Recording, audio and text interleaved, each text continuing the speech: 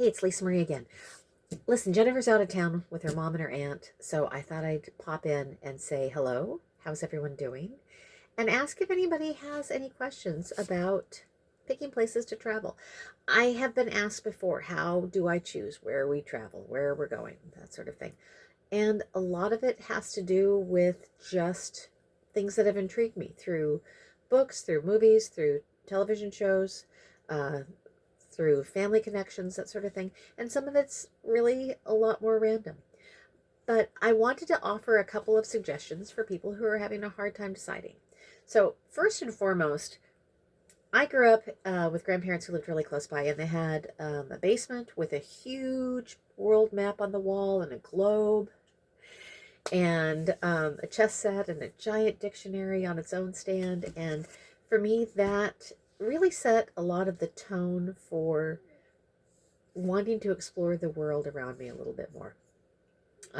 When I was younger, I was probably a little more resistant to it because, when you're younger and you're a teenager and you're annoying, that's what you do. You're resistant to everything. But as I've gotten older, things have become more interesting to me, and the more I see of the world, the more I want to see. That's a lot of fun for me. Some people have a hard time deciding. So I try to come up with some ideas of ways to help narrow the search a little bit if you'd like to travel, but you're not really sure where to start. I think first and foremost, you have to ask yourself, where am I moderately comfortable? Now, I believe in leaving your comfort zone. I do. I believe in that. But I also know that if you're desperately uncomfortable when you start traveling, a lot of times that can affect how you view the travel experience altogether. And I don't want people to have a bad time when they're traveling. I don't want people to have a bad time anyway.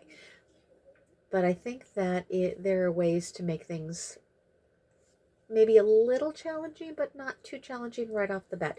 You can start working up. You wouldn't start an exercise program running a marathon, right? I mean, the first guy who did that, died. Don't do that. But you want to start maybe a little bit, one step at a time. If language is something that scares you, you can always stick to a country that has that speaks the language you're comfortable using, your first language. And while if you have a language that is only spoken in one or two places in the world, that may be a little more challenging. My mother's family is Hungarian. It's a language isolate. So, I don't speak Hungarian. But if I did, if that was my only language, I would have a hard time going to other places and finding people who could speak my language. Fortunately, with English, a lot of the world has been very accommodating with that. I know when we went to Paris, I learned a couple of key phrases. The most important one being "Désolé, je suis idiot." So I'm sorry, I am an idiot. And the Parisian people understood and nodded and forgave me, gave me wonderful food, and let me stay in their city. So, there are ways and means around that. But again, if you were not comfortable visiting a country that does not primarily speak your language, stick to ones that do. That really still opens up a great deal of the world for most of us.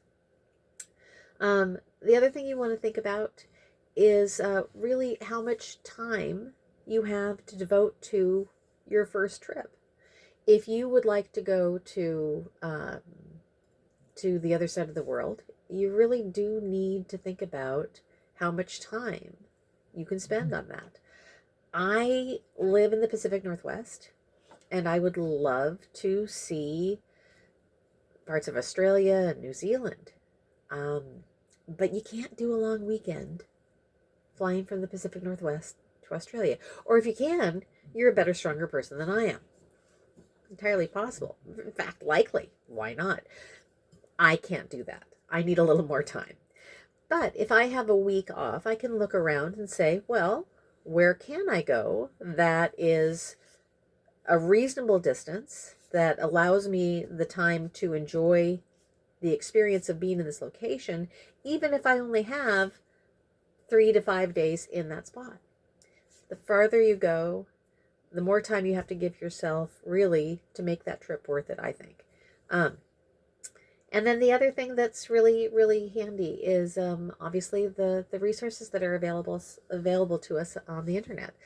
I love to look at videos on YouTube, different locations. It's part of the reason why we started doing this, why I started doing this, why I wanted to do this, because I enjoyed so much exploring different parts of the world through the eyes of other people that I wanted to share that too.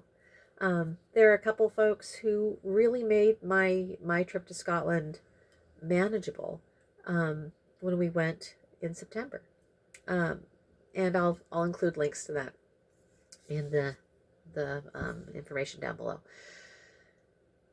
But there are ways and means to look at where you want to go. Now, you can do what my cousin teased me about doing when I took my first transatlantic flight as an adult and went to Stockholm.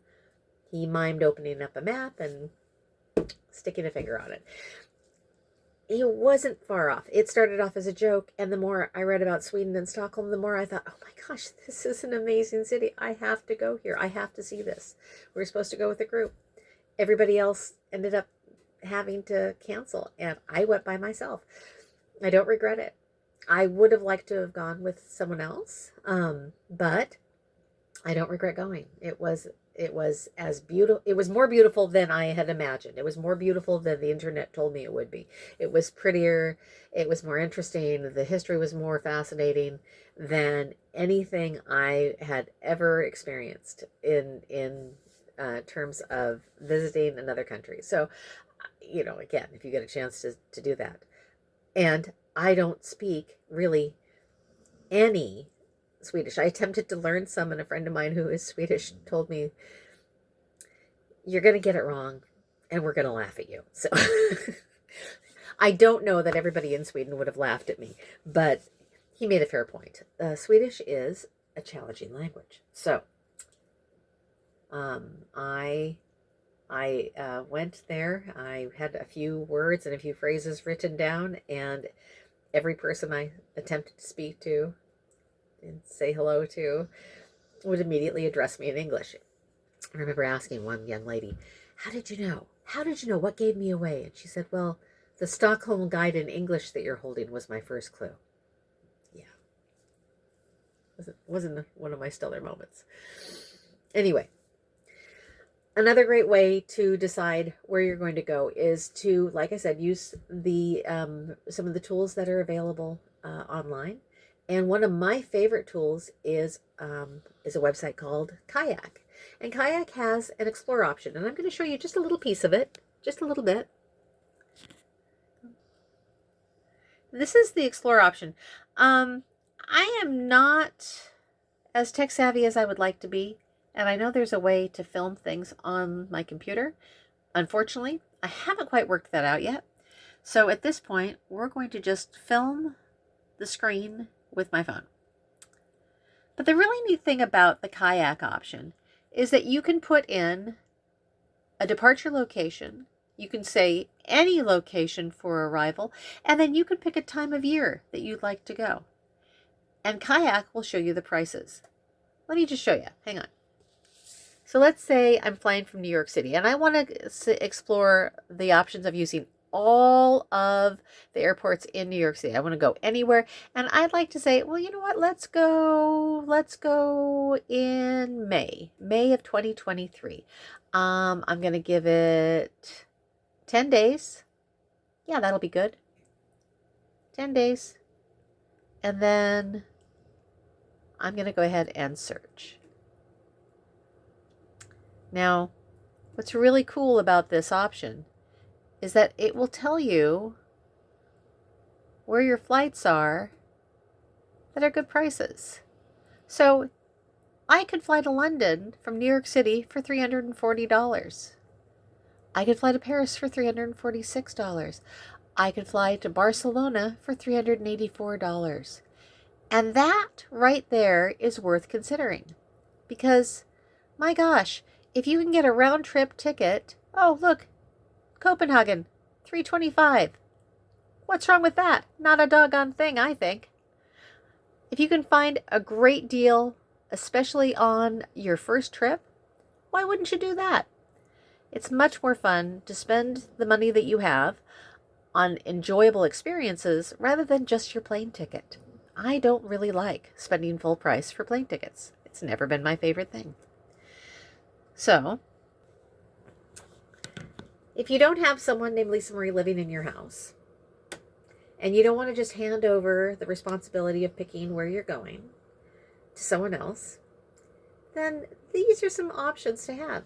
Think about the places you've seen on TV, the places you've seen in the movies, the places you've read about in your favorite novels. And then just start exploring where you want to go. See you next time.